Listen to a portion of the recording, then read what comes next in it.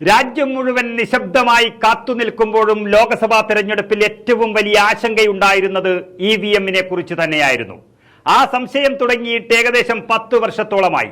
തെരഞ്ഞെടുപ്പ് കഴിഞ്ഞ സാഹചര്യത്തിലും ഇന്ത്യ മുന്നണി നേതാക്കൾ ആശങ്കയറിയിച്ചതും അതുതന്നെയാണ്.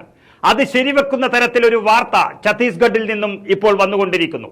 ഛത്തീസ്ഗഡിലെ രാജ്നന്ദ്ഗാവ് മണ്ഡലത്തിൽ വോട്ട് രേഖപ്പെടുത്തിയ ശേഷം വിവിപാറ്റ് യൂണിറ്റുകളും ഇലക്ട്രോണിക് വോട്ടിംഗ് മെഷീൻ അഥവാ ഇവിഎമ്മുകളും മാറ്റി എന്ന പരാതിയുമായി മുൻ മുഖ്യമന്ത്രിയും ആ മണ്ഡലത്തിലെ കോൺഗ്രസ് സ്ഥാനാർത്ഥിയുമായ ഭൂപേഷ് ബാഗൽ രംഗത്ത് വന്നിരിക്കുന്നു.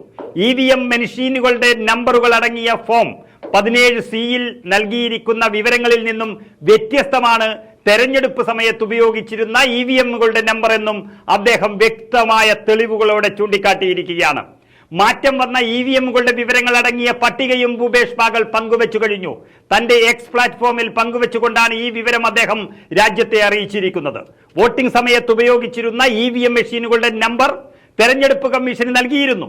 ഇതിൽ VVPAT, control unit, ballot unit എന്നിവയുടെ നമ്പറുകളും ഉൾപ്പെടുന്നുണ്ട്.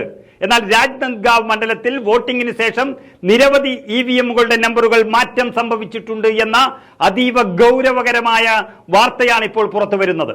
നമ്പറുകൾ മാറ്റം വന്ന ബൂത്തുകളിലെ 1000-ൽ പരം വോട്ടുകളെ ഇത് ബാധിക്കുക തന്നെ ചെയ്യും. മറ്റനേകം മണ്ഡലങ്ങളിൽ നിന്നും സമാന രീതിയിൽ ക്രമക്കേടുകൾ നടന്നതായി വിവരം ലഭിച്ചിട്ടുണ്ടെന്നും സംസ്ഥാന തെരഞ്ഞെടുപ്പ് കമ്മീഷന് പരാതി നൽകുകയാണെന്നും ഭൂപേഷ് ബാഗൽ അറിയിച്ചിരിക്കുകയാണ്. തെരഞ്ഞെടുപ്പ് ഫലത്തിൽ ക്രമക്കേടുകൾ സംഭവിച്ചാൽ ആരാണ് ഉത്തരവാദിത്വം ഏറ്റെടുക്കുകയെന്നും മെഷീനുകളിൽ മാറ്റം സംഭവിച്ചത് എന്തടിസ്ഥാനത്തിലാണെന്നും ഭൂപേഷ് ബാഗൽ തെരഞ്ഞെടുപ്പ് കമ്മീഷനോട് ചോദിക്കുകയാണ്. അതേസമയം മണ്ഡലത്തിൽ ക്രമക്കേടുകൾ നടന്നിട്ടില്ല, സംഖ്യകളിൽ പൊരുത്തക്കേട് ഇല്ല എന്നുമാണ് റിട്ടേണിംഗ് ഓഫീസറുടെ ഒരു വിശദീകരണം. പക്ഷേ അത് വിശ്വസിക്കാൻ ഇന്ത്യ മുന്നണി നേതാക്കൾ തയ്യാറായിട്ടില്ല. ഇങ്ങനെ ഒരു ആരോപണം നിലനിൽക്കുമ്പോൾ അതിനെ കണ്ടില്ലെന്ന് നടിക്കാൻ തെരഞ്ഞെടുപ്പ് കമ്മീഷൻ ആകില്ല. കാരണം ഇന്ത്യ മുന്നണി അത്രയ്ക്കും തീക്ഷ്ണമായ ഒരു യുദ്ധം ചെയ്തുകൊണ്ടാണ് ഇപ്പോൾ ജയിച്ചു കയറുന്നത്. രാഹുൽ ഗാന്ധിയുടെ നേതൃത്വത്തിൽ ഇന്ത്യ മുന്നണി വമ്പിച്ച മുന്നേറ്റം ഈ രാജ്യത്ത് നടത്തിക്കൊണ്ടിരിക്കുമ്പോൾ ഇവിഎമ്മിന്റെ ക്രമക്കേടുകളും ചർച്ചയായാൽ ഒരുപക്ഷെ അത് കണ്ടില്ല എന്ന് നടിക്കാൻ ഇന്ത്യൻ തെരഞ്ഞെടുപ്പ് കമ്മീഷൻ ആകില്ല എന്നുള്ളതിന്റെ സൂചനയാണ് ഛത്തീസ്ഗഡിൽ നിന്നും നമുക്ക് ലഭ്യമാകുന്നത്.